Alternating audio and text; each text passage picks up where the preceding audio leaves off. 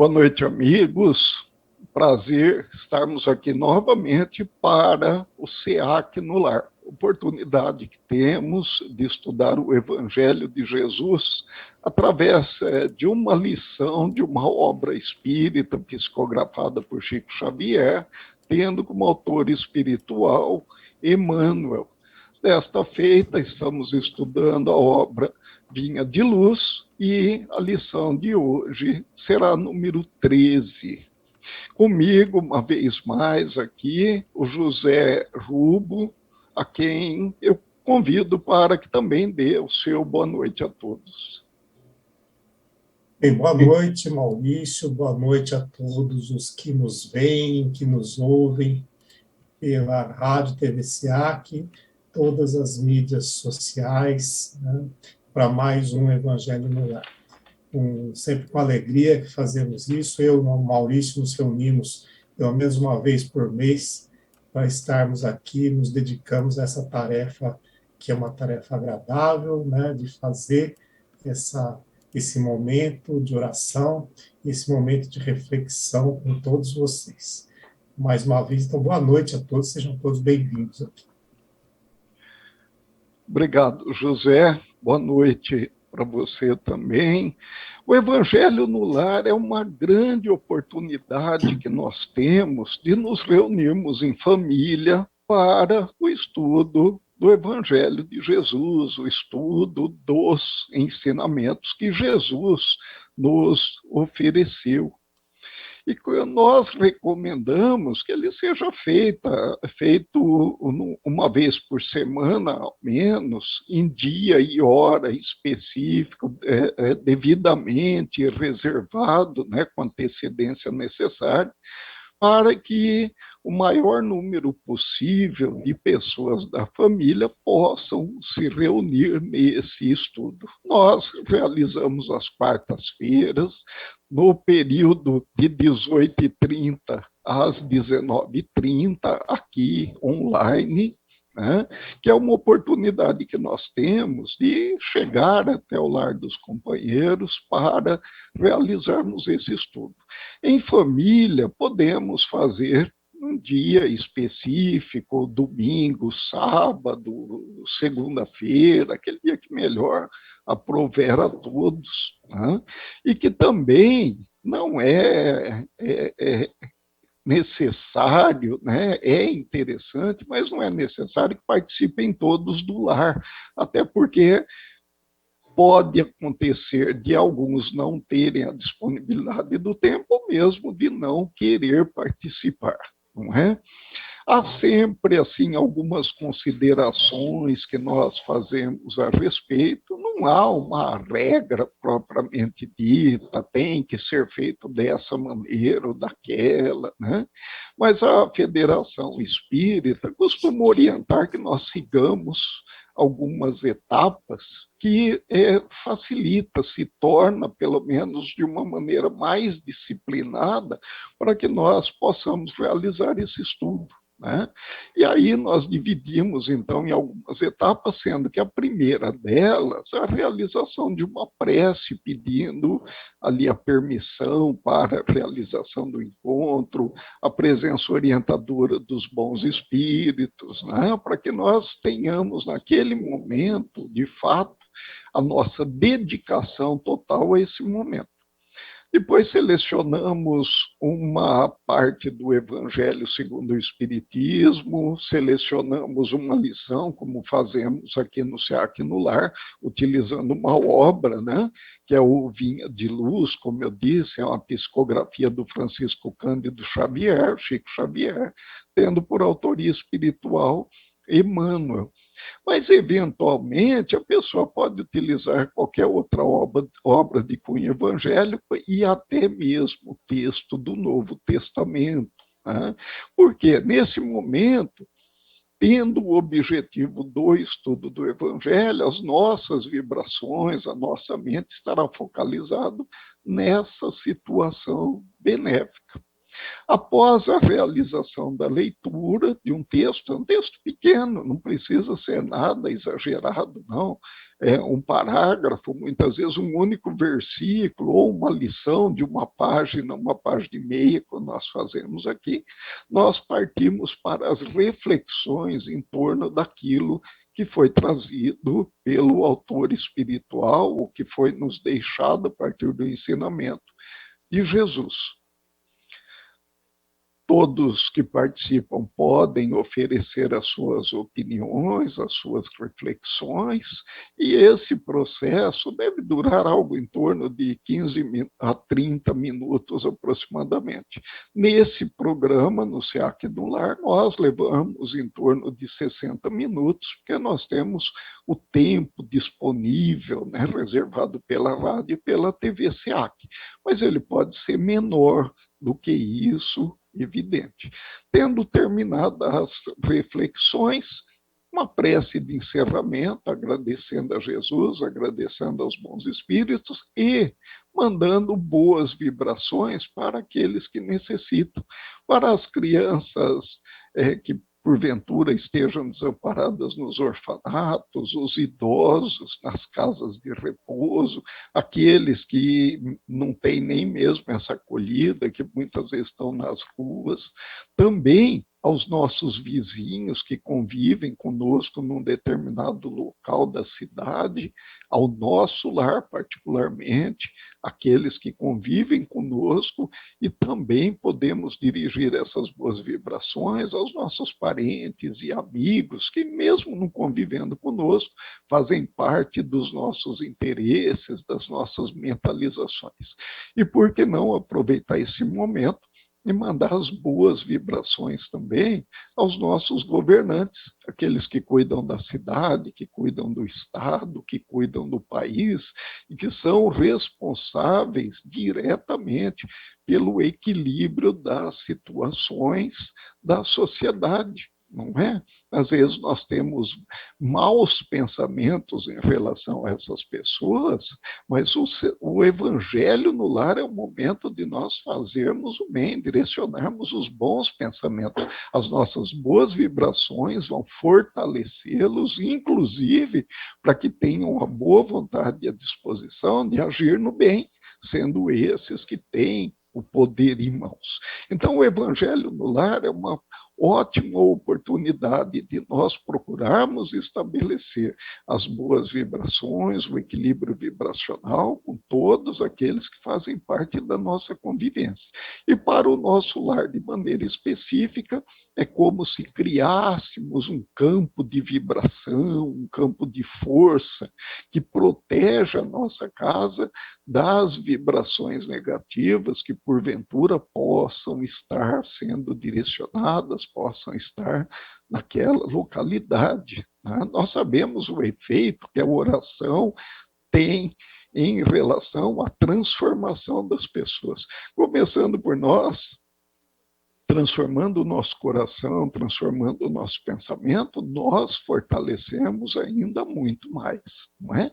E hoje, com a facilidade da internet, nós podemos, inclusive, ter ali o filho, o neto que está estudando fora da cidade, que conosco participava desse momento enquanto no lar, ele pode estar participando conosco via internet, do jeito que nós estamos fazendo aqui, né? A gente pode, inclusive, estar um aqui em um país, o outro lado do mundo.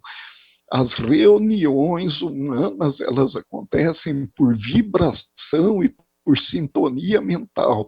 A questão material é apenas um detalhe. Então, olha que maravilha que a tecnologia nos traz, né? Bom, e nesse procedimento ainda do Evangelho no Lar, nós recomendamos que seja deixado ali do lado uma jarrinha com água, né?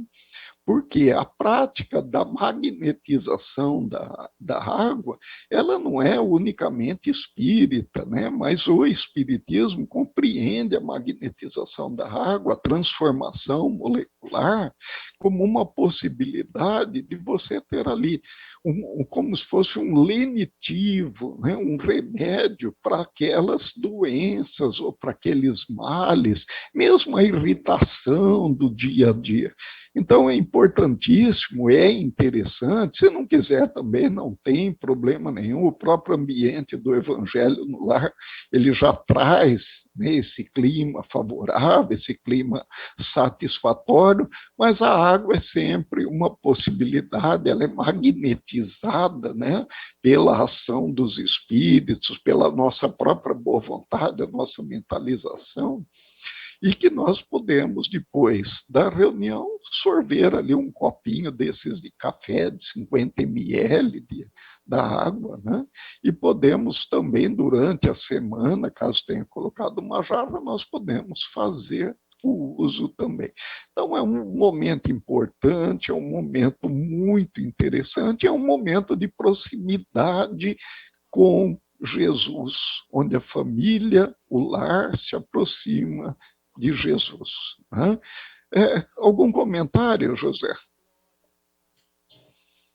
Maurício, eu acho que, como sempre, o principal é nós termos em mente que a nossa comunicação se dá pela mentalização, pela sintonia, né? E você citou aí o recurso, né, da tecnologia que nos permite fazer isso com facilidade, e lembrando que os espíritos já conhecem essa tecnologia de muito mais tempo do que nós, né? Nunca se preocuparam com o aspecto material, eles sempre estão conosco, independente de existir contato físico ou não. Portanto, não há por que também nós nos preocuparmos, né, se estamos fazendo, né, esse encontro presencialmente ou não. O que importa sempre é a disposição espiritual, a disposição mental, de estarmos conectados em oração e ligados ao Pai. Bem lembrado, José, muito bem lembrada a questão dos espíritos já conhecerem a tecnologia e se preocuparem muito mais com o encontro mental do que propriamente com o encontro físico. Até aproveitando a sua dica, né? Aqueles companheiros que já leram o livro Nosso Lar de André Luiz, com certeza viram referências, né, às telas de plasma, onde se recebiam as imagens daqueles espíritos distantes. Dá até entender, num dado momento, que existe uma projeção holográfica, algo que nós estamos adquirindo agora, a questão de quase 100 anos. André Luiz falava algo, né, sobre, né, essa projeção da imagem em 3 dimensões. Então, é bem interessante, né? Muito bacana. E, com certeza, nós estamos chegando rapidamente a esse tipo de tecnologia, né? Então, como eu disse, nós fazemos naquela sequência, né? A prece, depois a leitura, os comentários de reflexão e encerramento. Eu vou fazer a leitura total, né, da lição, e depois nós vamos comentando parte a parte, né? O José vai nos auxiliando nos comentários. Então, a lição de hoje do livro Vinha de Luz, né, a lição número 13, ela tem por título Não Confundas, e parte de um versículo da carta de Paulo aos Romanos, capítulo 10, trata-se do versículo 11, que diz o seguinte: porque a Escritura diz, todo aquele que nele crer não será confundido. E a partir disso, então, Emmanuel discorre a respeito do tema. Em todos os círculos do cristianismo, há formas diversas quanto à crença individual. Há católicos romanos que restringem ao padre o objeto de confiança. Reformistas evangélicos que se limitam à fórmula verbal e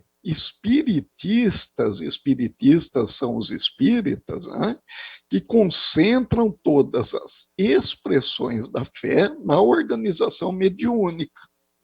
É natural, portanto, a colheita de desilusões. Em todos os lugares há sacerdotes que não satisfazem, fórmulas verbalistas que não atendem e médiuns que não solucionam todas as necessidades. Além disso, temos a considerar que toda crença cega, distante do Cristo, pode redundar em séria perturbação. Quase sempre, os devotos não pedem algo mais que a satisfação egoística no culto comum, no sentimento rudimentar de religiosidade, e daí os desastres do coração. O discípulo sincero, em todas as circunstâncias, compreende a probabilidade de falência na colaboração humana e, por isso, coloca o ensino de Jesus acima de tudo. O mestre não veio ao mundo operar a exaltação do egoísmo individual, e sim traçar um roteiro definitivo às criaturas, instituindo trabalho edificante e revelando os objetivos sublimes da vida. Lembra sempre que a tua existência é jornada para Deus. Em que objeto centralizas a tua crença, meu amigo? Recorda que é necessário crer sinceramente em Jesus e segui-lo, para não sermos confundidos. Mais uma lição muito proveitosa, muito esclarecedora que Emmanuel nos traz, e que vale, sem dúvida, as nossas reflexões, mas aquelas reflexões para que nós possamos, a partir da compreensão, avaliar o nosso posicionamento. Será que eu estou fazendo isso? Será que eu estou seguro? Eu estou sendo confundido? Né? Porque se for dessa maneira, eu estou me enganando em relação às propostas. Né? Então, como eu disse, que nós faríamos agora, né, o estudo ou o comentário de parte a parte, nós começamos exatamente por esse versículo do capítulo 10, né, o versículo 11, de Paulo aos Romanos, contextualizando a situação em que acontece, para a gente poder entender em que circunstâncias que Paulo se dirigia aos romanos. Né? E para isso eu peço a ajuda do José, que o José nos auxilie nessa contextualização. Muito bem, Maurício. Então, nós estamos aí, como você bem disse, diante de um extrato, né, de uma carta de Paulo aos Romanos, que é o que o Emmanuel faz nas suas obras. Ele extrai um versículo e, sobre esse versículo, ele desenvolve, né, todo um pensamento, né, uma filosofia, algo que ele nos traz para que nós possamos fazer a reflexão sobre a nossa existência, sobre como nós estamos nos conduzindo nessa existência. Então, neste capítulo do Via de Luz, o Emmanuel traz este trecho da carta de Paulo aos Romanos, que está no capítulo 10, versículo 11. Bom, Paulo escreveu, como vocês sabem, diversas cartas que foram enviadas às igrejas que estavam iniciando naquele momento, né, histórico do cristianismo, por toda a região da Ásia, da Europa, né, norte da África, etc. Enfim, o cristianismo começava a se espalhar. Paulo foi um dos grandes, né, apóstolos, aquele que realmente levou a palavra a diversos lugares do mundo. E Paulo, para poder fazer esse trabalho, que era um trabalho hercúleo, vocês podem imaginar, porque todas as viagens de Paulo eram feitas a pé, algumas de navio, né? Então, ele tinha que se deslocar grandes distâncias, quilômetros e quilômetros de distâncias, e isso era feito de forma bem lenta, né? Não era uma coisa que se conseguia se deslocar com rapidez, com facilidade, nem com conforto de um local para outro, né? Então, ele escreveu cartas para poder facilitar esse trabalho. E nestas cartas, ele escreveu, entre estas cartas, cartas aos romanos. Havia uma igreja que havia sido fundada em Roma, né, e que precisava de orientações. Esta igreja fundada em Roma, ela ocupava não ocupava, na verdade, um local pré-estabelecido, né? Naquela época não existiam igrejas, um prédio, um templo onde se dissesse isto aqui é uma igreja cristã, né? As pessoas se reuniam em casas, né? E nessas casas se reuniam tanto judeus quanto não judeus, gregos, gentios, né, como eram chamados aqueles que não eram judeus. E havia alguma diferença entre aqueles que eram judeus e aqueles que não eram judeus. Os judeus tinham um conhecimento diferenciado em relação à lei de Moisés, que os gentios às vezes não tinham, né? Então havia algumas discrepâncias de interpretação. E Paulo se esmerava em orientar estes membros dessas igrejas incipientes para que eles pudessem seguir o Evangelho de Jesus de forma correta, entendendo os ensinamentos, e para que não houvesse dúvida nessas comunidades. E, ao mesmo tempo, ele também usava estas cartas para chamar a atenção de algo que ele considerava errado, de cultos que ele considerava errado, de crenças que ele considerava errada, de comportamentos, principalmente, desses cristãos da época, e que ele achava que era necessário corrigir a tempo. Então, nessas cartas, ele faz diversas recomendações. Nesta carta aos Romanos, no capítulo 10, ele, na verdade, ele cita uma escritura, um trecho de uma escritura que está em Isaías. E Isaías, capítulo 28, é que diz, a escritura diz, qual escritura? Esta carta de Isaías, né? Todo aquele que nele crer não será confundido. Isto está em Isaías. E o que ele talvez estivesse querendo, né, passar a estes novos cristãos? Né? Que eles tivessem uma fé que não os confundisse, que uma fé que os levasse ou que os conduzisse no caminho certo, no caminho do bem, no caminho do amor, aquele caminho que Jesus Cristo veio iluminar para todos nós. Né?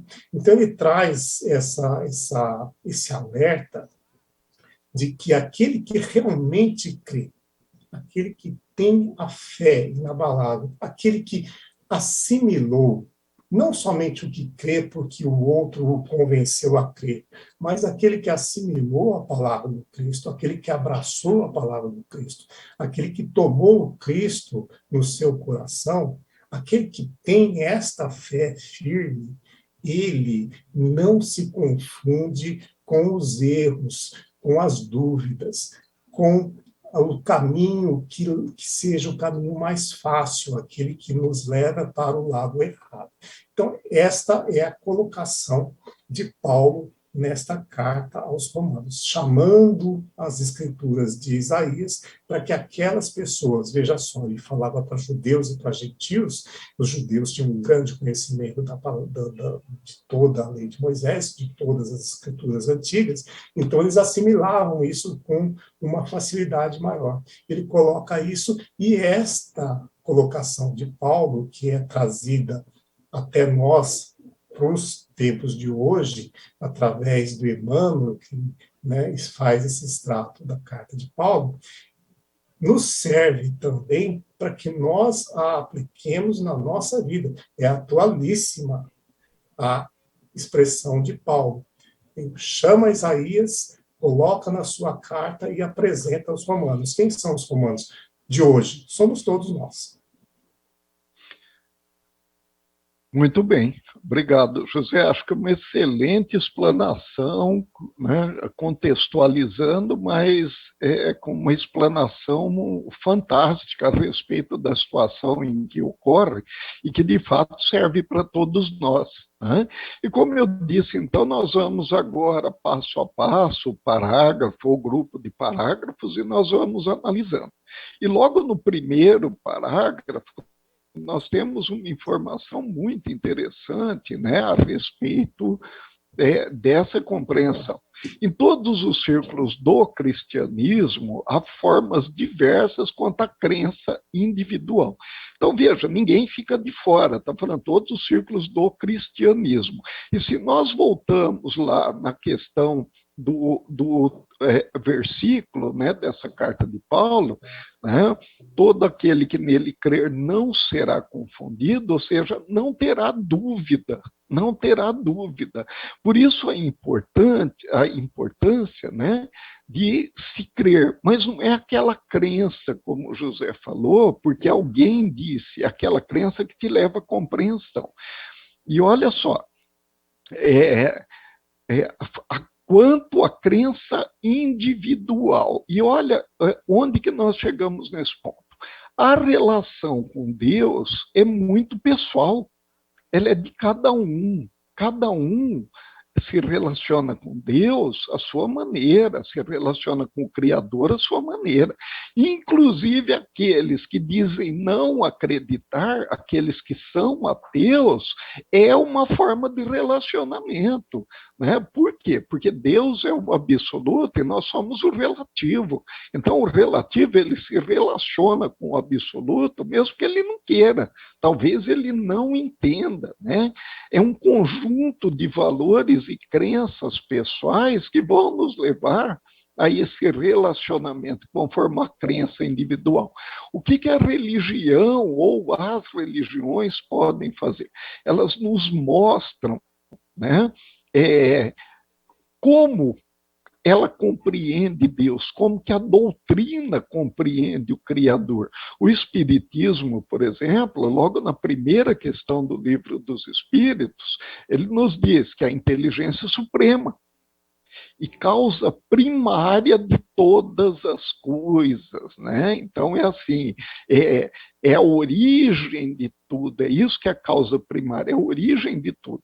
E aí nas questões seguintes do Livro dos Espíritos, até a questão número 17, se eu não me engano, me falha agora a memória, vai tratar da existência dessa inteligência suprema e dos atributos dessa inteligência suprema. Então, quando eu tenho acesso a esse conteúdo, eu estou recebendo informação de como a doutrina dos espíritos interpreta Deus, interpreta o Criador. E a partir desses atributos, que ele é a bondade suprema, é a justiça infinita e suprema, é todo o amor e caridade, onipresente, onisciente, né? Eu, a partir desses ensinamentos e das minhas crenças, os meus valores, eu estabeleço como eu vou me relacionar com Deus.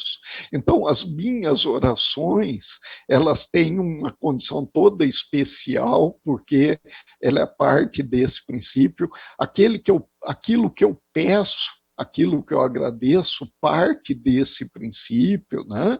Então, é interessante, porque, assim, em todos os círculos do cristianismo é assim. As religiões, né, evangélicas dizem aos seus crentes qual é a compreensão que ela tem de Deus, a religião católica diz aos seus crentes qual a compreensão que ela tem de Deus, e aí o crente, né, aquele que crê, sendo ele católico, evangélico ou espírita, ele vai estabelecer a forma pessoal de relacionamento. E aí Emmanuel nos chama a atenção para onde que a gente está colocando a crença, não é? Eu tenho essa possibilidade, eu tenho a doutrina, eu tenho o estudo, eu tenho a possibilidade de estabelecer essa compreensão, mas onde eu estou pondo essa crença? E aí nós vamos para o segundo parágrafo. Há católicos romanos que restringem ao padre o objeto de confiança. Ele confia no padre. O que o padre fala para ele está valendo.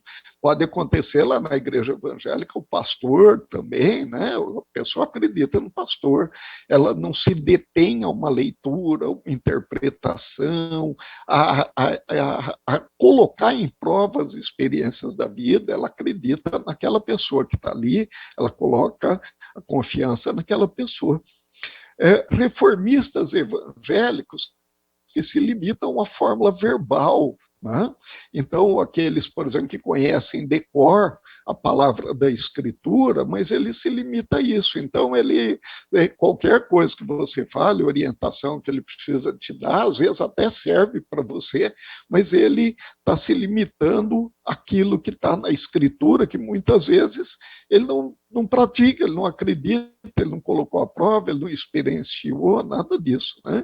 E os espíritas também estão envolvidos, né? E o espírita é muito suscetível a isso. Espiritistas que concentram todas as expressões da fé na organização mediúnica, né? Então é aquela história lá, o que o médium falou, o que chegou através da mediunidade, ele confia plenamente nessa situação, sem colocar prova, sem questionar, sem olhar, olha, está coerente com a doutrina, está coerente com o evangelho, né? Será que isso que chegou, isso que o padre está falando, isso que o pastor diz, isso que o médium está falando através da mediunidade, é coerente com o que o Cristo falou? É coerente com a doutrina que me explicou e que me estabeleceu uma maneira de me relacionar com Deus, né? E por que é importante fazer esse entendimento? Porque Jesus é um modelo e guia. Né? Eu tenho que me espelhar em Jesus, eu tenho que ver aquilo que está no Evangelho, ou como Paulo fala, né? Aquilo que está na Escritura, como o José falou, Paulo cita, né? Isaías, e nós estamos citando o Evangelho. E Jesus falou que o Evangelho veio comprovar a lei, então o Evangelho está de acordo lá com as Escrituras também, que Paulo citou, né? Então, eu preciso não ter dúvida a respeito disso. Se eu sigo o modelo e guia da humanidade, se eu sigo Jesus, eu sei porque eu sigo Jesus, eu não terei dúvida. Né? Então, eu não vou me confundir, não vou. Não, o padre falou isso, o expositor espírita falou tal coisa. Espera aí, o que Jesus falou? Né? E aí eu vou lá e olho e falo assim, não, o Jesus falou isso aqui. Ou então, sim, o padre está certo, o expositor espírita está certo, o pastor disse, e é isso aí mesmo.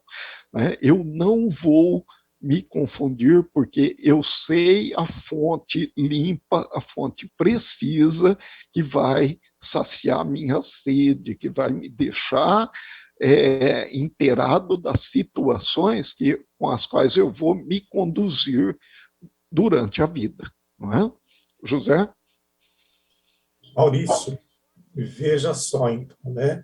É muito comum, você citou muito bem, no meio espírita, a pessoa acredita mais naquilo que o médium fala do que na palavra de Jesus. Aquilo, as pessoas têm por crença que se ela for ali no centro espírita, se consultar com o médium, e esse médium der uma comunicação, me der uma mensagem mediúnica, aquilo é lei. Né? E deixa, né, de aplicar na sua vida os ensinamentos de Jesus Cristo para acreditar só naquilo que às vezes é o desejo dela acreditar, porque ela quer ver um problema pessoal resolvido, então ela está interessada em algo que é, às vezes, um problema muito pequeno ali da sua vida, ela quer uma resposta imediatista para aquilo, vai consultar, né, um espírito, e o que o espírito falar está falado, é isso que ela vai aplicar. Quanto nós temos aí Jesus Cristo com a sua mensagem já anunciada para nós há tanto tempo, né? E ainda nós recalcitramos aí em acreditar na palavra de Jesus Cristo, em aplicar os ensinamentos dele na nossa vida, né? Então, as outras religiões têm seus problemas, o Espiritismo também tem seus problemas. Onde estão os problemas? Na forma como as pessoas abordam, na forma como as pessoas creem, né? Nessa individualidade que o Maurício se referiu, de como nós compreendemos, né, esse ser que é Deus, e de como que nós compreendemos a palavra de Jesus Cristo. Podem falar várias coisas para nós. As mensagens podem nos chegar de diversas formas, mas como nós assimilamos essa mensagem, como nós colocamos em prática, é algo pessoal, é individual, é cada um que vai ter que decidir. E a melhor forma de colocar isso em prática é justamente tendo a clareza de que o ensinamento do Cristo é o ensinamento do amor. Esse é o ponto que nós devemos ter na nossa mente. Onde existe o amor, existe a compreensão, existe o perdão, existe a evolução espiritual. Muito bom. É que o ensinamento de Jesus vai contra a nossa vontade, né, José? Ele diz assim: perdoe aquele que te ofenda, perdoa os seus inimigos. Se eu não quero perdoar meu inimigo, vai, não peques mais. Poxa, mas é tão gostoso, né? Continuar fazendo o que eu estou fazendo. Por que eu vou seguir isso? Dá trabalho, demora tempo para isso, né? Então eu quero a solução rápida, assim, olha o que dá para fazer, né? Poxa, acende uma vela, reza. Vamos barganhar alguma coisa com Jesus, vamos ver se ele, né, dá uma liberada em alguma coisa, vamos fazer uma barganha. É isso mesmo, e não estamos aqui de maneira nenhuma criticando a religião dos irmãos, nós estamos falando do nosso comportamento, né? O espírita não está isento, não. O espírita que não pensa, ele age igual qualquer outra pessoa, é digno de compaixão, igual qualquer um, de qualquer religião ou religião nenhuma, que não pensa, né? Que não reflete sobre as coisas da vida. Né, da importância de se saber qual é o foco correto. Mas vamos lá, vamos continuar. O parágrafo seguinte, né? Em todos os lugares há sacerdotes que não satisfazem fórmulas verbalistas, que não atendem e médios que não solucionam todas as necessidades. Não é porque é o padre, é o pregador, o expositor espírita, o médium, que ele sabe de tudo. Como o José falou, não existe, né, a pessoa infalível. Nós somos falíveis, cometemos erros, né? Não há palavra sacramental que vai nos salvar, nada disso. É assim, o nosso estudo, a nossa mudança de comportamento, a nossa decisão de mudar o comportamento. Chico Xavier deixava isso muito claro. Ele falava assim: olha, reflitam, né, sobre aquelas situações que eu estou falando também, porque eu posso errar. Se você achar de alguma maneira que eu estou errado, fique com Jesus. Né? Veja Jesus, se for diferente, fica com ele, eu não estou longe de mim, né? Ele usou essas palavras, mas seria assim, ó, longe de mim querer ser infalível, né? Além disso, temos a considerar que toda crença cega, distante do Cristo, pode redundar em séria perturbação. Quase sempre os devotos não pedem algo mais que a satisfação egoística no culto comum, no sentimento rudimentar de religiosidade. E daí os desastres do coração, né? A crença sem amparo no Evangelho, sem que haja, de fato, aquela observação que nós falamos sobre Jesus como sendo o modelo, o guia, né? Nós queremos o quê? O benefício com o mínimo esforço possível, né? Muitas vezes relacionado, sim, à satisfação pessoal. Nós estamos mais preocupados com a nossa satisfação do que, de fato, em produzir essa transformação, né? A transformação ela implica em trabalho, trabalho implica na aplicação de energia para a transformação, e é nisso que nós queremos evitar, né? Nós queremos escapar desse desgaste. O discípulo sincero, em todas as circunstâncias, compreende a probabilidade de falência na colaboração humana e, por isso, coloca o ensino de Jesus acima de tudo, né? Aquele que segue Jesus, aquele que entende, né, que os homens são falíveis e, por isso, ele coloca o evangelho acima de tudo. E não estamos aqui falando daquele cidadão que em todo lugar ele menciona o evangelho, ele tenta corrigir o que os outros estão fazendo, nada disso. É aquele que conhece o evangelho, ele aplica a si mesmo em primeiro lugar, e com isso ele estabelece uma boa convivência com o próximo, com Deus, com o Pai, o Criador, e por que não com ele próprio, se ele está passando por essa transformação, não é? José?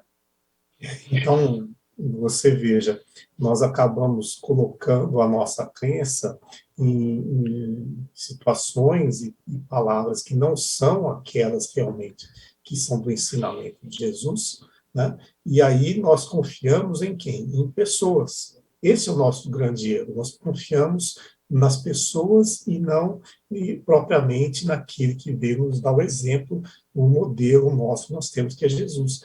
Então, quando nós confiamos em pessoas, vem aí as frases que o Emmanuel coloca nessa lição, que ele fala: é natural, portanto, a colheita de desilusões.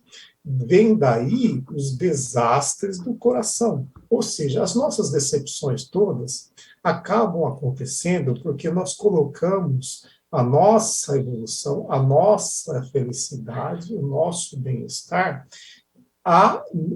no encargo de outras pessoas e não fazemos a nossa parte, nós não fazemos a nossa reforma pessoal, nossa reforma íntima.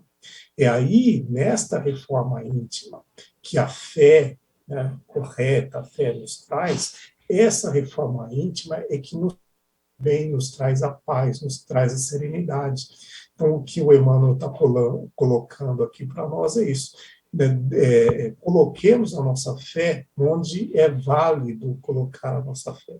Não nos percamos ou não nos confundamos, para usar, né, a expressão aí que o Paulo nos traz, não nos confundamos com outras opiniões e posições que são de nossos irmãos, que são irmãos falíveis tanto quanto nós, né? Então, nós vamos primeiro buscar o caminho apresentado e iluminado por Jesus Cristo, e aí sim nós podemos ter uma evolução. Muito bem. Continuando, né, já quase chegando ao fim dessa lição, nós temos no 7º parágrafo: o mestre não veio ao mundo operar a exaltação do egoísmo individual, e sim traçar um roteiro definitivo às criaturas, instituindo trabalho edificante e revelando os objetivos sublimes da vida. O Evangelho, que descreve, nos traz todo aquele conteúdo dos ensinamentos de Jesus, como nós já até falamos em outras oportunidades aqui, ele é um código de relacionamento. Ele diz como que as criaturas devem se comportar, mas não um código de relacionamento fingido, e sim de transformação para que esse relacionamento seja natural. E Jesus, inclusive, ele critica aqueles que, já tendo recebido a lei anteriormente, através de Moisés e dos profetas, aplicam somente de maneira externa e se tornam, assim, né, hipócritas. eles não praticam aquilo que de fato eles falam, mas eles procuram demonstrar, né, externamente, eles procuram demonstrar no ambiente que eles estão, que eles são seguidores. E Jesus diz que esses são os sepulcros caiados, né? Que por fora eles se apresentam bonito, mas por dentro eles têm um corpo em decomposição, uma podridão ali, está tomando conta. E Jesus, ele traz, então, é bem interessante essa afirmação aqui de Emmanuel, ele traz o roteiro definitivo. E nesse roteiro definitivo, ele institui o trabalho edificante, né? E diz quais são os objetivos sublimes da vida. E é perfeito esse parágrafo aqui de Emmanuel, ele é fantástico, né? Então ele diz assim, ó, o objetivo é esse, a maneira de conseguir é essa daqui, tá? É um trabalho que tem que ser feito, e a gente volta à questão que o trabalho exige esforço, né? E é isso que vai fazer, então, com que a criatura se transforme. E esse trabalho edificante, ele é sempre em relação àquilo que a gente pode fazer para tornar a nossa convivência, tornar o mundo, tornar o nosso espaço melhor. Né? Não é algo que, assim, para que seja colheita individual, né? Que seja, assim, a observação de objetivos egoístas. Não é isso que traz. Jesus fala o tempo inteiro sobre a relação com Deus e a relação com o próximo. Amar a Deus sobre todas as coisas. Amar ao próximo como a si mesmo. Né? Então, aí está implícito que nós devemos nos conhecer e nos amarmos. Para que isso aconteça, é necessário que haja essa nossa transformação nossa em direção dos objetivos sublimes da vida. Olha só, se houver essa transformação interna, se houver essa transformação de nossa parte, e é por isso que Paulo fala que é necessário que para isso nós não nos confundamos, que nós tenhamos a segurança, que nós não fiquemos em dúvida, por isso o foco tem que ser na coisa certa, né? Nós mudamos, nós passamos a agir da maneira correta, porque nós temos a compreensão desses objetivos, sabemos o trabalho que tem que ser feito. Então, olha só, outro dia, né, fizemos um bate-papo com Edgar Miguel, falando exatamente sobre essa questão do relacionamento. O Edgar, até quem quiser, procura depois no YouTube do Centro Espírita Amor e Caridade, o relacionamento mais difícil. O Edgar fala desse relacionamento nosso conosco. Né? E é bem interessante da maneira que ele fala, porque ele se cerca do Evangelho e da doutrina espírita para mostrar que esse bom relacionamento conosco mesmo, ele vai naturalmente promover um bom relacionamento com o próximo, que é aquilo que a gente tanto reclama, né? Ah, mas é tão difícil porque o próximo é complicado. Não, na verdade não. O próximo é o próximo, ele é do jeito que ele é. Né? E aí, até essa compreensão, esse relacionamento com Deus, ele acaba se alterando também, ele atinge um outro patamar, um outro estágio, que é, grosso modo, e guardando as proporções devidas, o que Jesus entendia. Jesus era esse indivíduo que se relacionava muito bem consigo mesmo, ele tinha autonomia, independência no agir, por quê? Porque ele compreendia o Pai, né? E a pessoa que tem essa compreensão do Pai e compreende a si mesmo dessa maneira, ele se relaciona bem com o próximo. E aí ele só pode trabalhar de maneira edificante, né? Por quê? Ele já atingiu os objetivos da vida e por isso ele consegue conduzir aqueles que ainda estão no caminho até esses objetivos, né? É por isso que eles colocam como pastor que conduz as ovelhas. Nós somos as ovelhinhas ingênuas que quer escapar do rebanho, que quer cair na boca do lobo sem entender esse perigo que existe, sem entender a dificuldade que isso causaria para nós. E o pastor quer nos conduzir, ele quer nos levar a atingir esses objetivos, né? E lembra sempre que a tua existência é jornada para Deus. Então, olha aí, olha o pastor conduzindo a gente aí, né? Levando a gente em direção a Deus. Nós estamos numa viagem edificante, onde a perfeição é o objetivo, né? Nós vamos chegar lá. Essa busca da perfeição é esse caminhar para Deus. Ah, mas eu vou buscar simplesmente porque eu estou buscando a perfeição, isso não é uma coisa egoísta? Não, isso é o resultado. Né? Isso é aquilo que eu vou atingir necessariamente se eu compreender a existência, né, desse trabalho digno e a maneira que ele deve ser realizado. Não é? Olha que bacana. Eu acho legal como Emmanuel consegue integrar, assim, com palavras bem simples, ele consegue pegar um versículo e olha o que ele faz aqui para a gente. Né?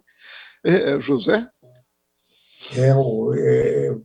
É um pensamento, né, de Sócrates, né, conhece-te a ti mesmo. Você primeiro conhece a si mesmo, você entende quem você conhece as suas deficiências, conhece as suas limitações, você se reconcilia consigo mesmo, porque todos nós cometemos erros, cometemos injustiças, e no momento em que nós entendemos que nós somos dignos de piedade, que nós somos dignos de perdão, eu consigo entender que o outro tem direito a ter as suas deficiências, as suas dificuldades, as suas imperfeições, e aí eu consigo também perdoá-lo.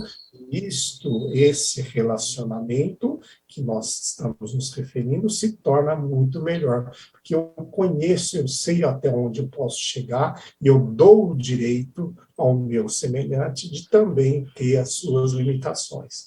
Nosso relacionamento melhora e grande parte dos nossos problemas de relacionamento simplesmente desaparecem com isso. Então, o Emmanuel trouxe essa lição para nós, trabalhou em cima deste versículo da carta de Paulo aos Romanos, nos dá essa mensagem, e aí ele vem com essa última frase agora, né, que o Maurício vai ler, e que dá esse fechamento todo na lição. Perfeito, é isso mesmo. Né? Deixei até sem comentar aqui para o final, porque é esse fechamento, como você disse muito bem, em que objeto centralizas a tua crença, meu amigo? Olha a pergunta aqui do Emmanuel. Gente, escreve isso numa folha de papel, numa cartolina, coloca ali para você logo de manhã, hora que acordar, né, que você levantar ali no dia, você lê essa frase aqui, em que objeto centralizas a tua crença, meu amigo? Onde que nós centralizamos a nossa crença? Será que a gente está focalizando na situação correta ou nós estamos perdidos? Né? E aqui eu ainda chamo a atenção que a gente pode estar muito mais perdido ainda. O Emmanuel fala na questão religiosa, né? Ele fala do cristianismo, ele fala aqui do padre, ele fala do texto da escritura do evangélico, ele fala do médium. Então, esses são já os que estão procurando. Eles podem estar focalizados errado, mas eles estão procurando. E se a gente já está procurando, né, quer dizer, já estamos em vantagem. Posso até estar focalizado errado, eu tenho que ajustar. Mas e se nós nem estamos procurando nada ainda? E se o nosso foco, por exemplo, é somente na aquisição de bens materiais, é nos vícios, é na luxúria, sei lá o que pode ser. Né? Então, aqui nós estamos falando, onde que está a nossa crença aqui? Onde centralizou? E, para finalizar, recorda que é necessário crer sinceramente em Jesus. Então, não é só crer, é crer sinceramente e segui-lo, para não sermos confundidos. Segui-lo não é simplesmente ler bonito, e eu digo em que versículo, que carta, onde que o Paulo falou, eu sei as escrituras de cor, eu cito Isaías, nada disso. Segui-lo é pegar lá no Livro dos Espíritos, questão 625, modelo e guia para a humanidade na Terra. É fazer o que ele fez, é procurar pensar do jeito que ele disse que era para pensar. E não adianta falar assim, não, mas Jesus era Jesus, eu não sou Jesus, tá?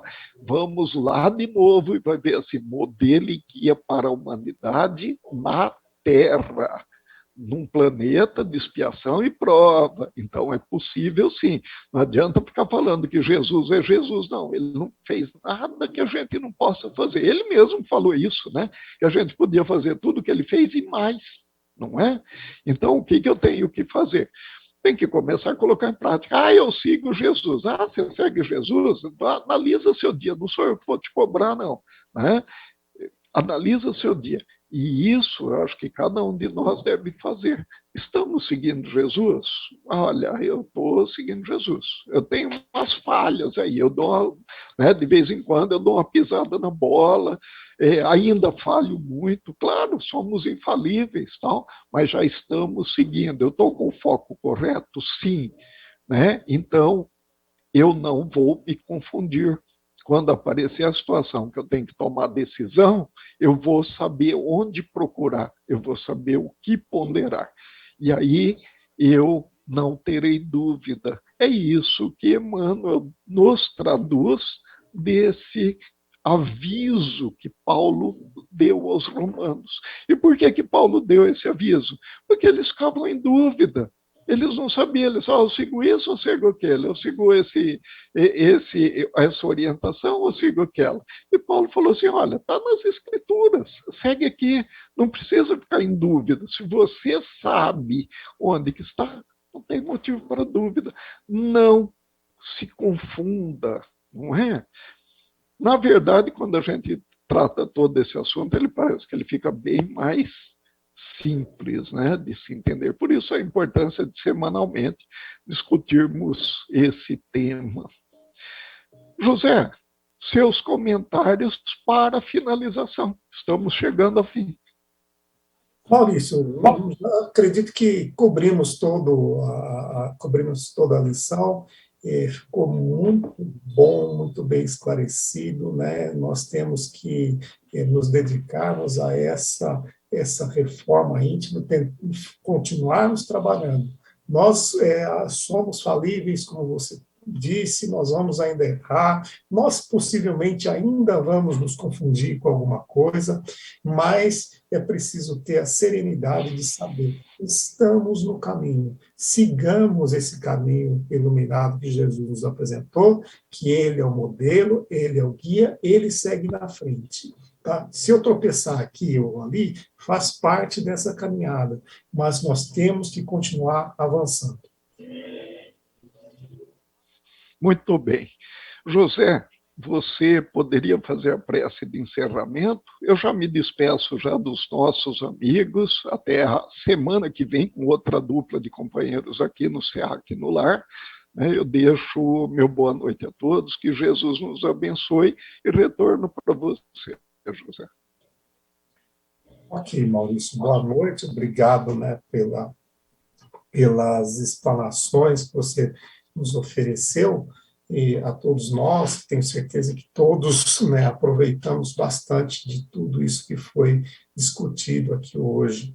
E nesse momento, assim, que nós chegamos à finalização de mais um Evangelho no Ar, né? É um momento, né, de encerramento, agora todos vão se recolher, né, refletir sobre tudo o que foi dito, né? É assim que nós conduzimos o Evangelho no Lar, né?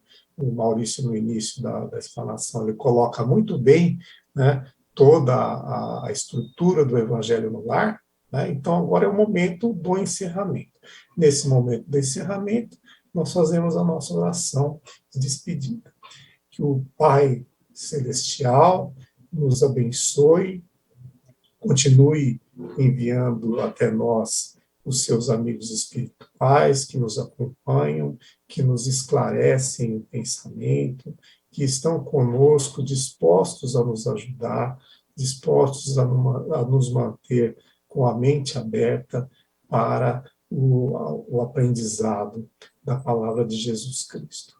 Que esta semana que estamos vivendo seja uma semana abençoada, que o nosso trabalho seja abençoado, que em todas as situações de relacionamento que nós temos, em todas as nossas atividades, tenhamos em mente a palavra de Jesus Cristo, o seu exemplo e o seu ensinamento de amor ao Pai e de amor ao próximo. Agindo assim, estaremos serenamente caminhando, trilhando o caminho de Jesus Cristo. Que seja assim em todos os dias da nossa vida. Que assim seja. Uma boa noite a todos e proximamente estaremos reunidos aqui com todos vocês. Muito obrigado.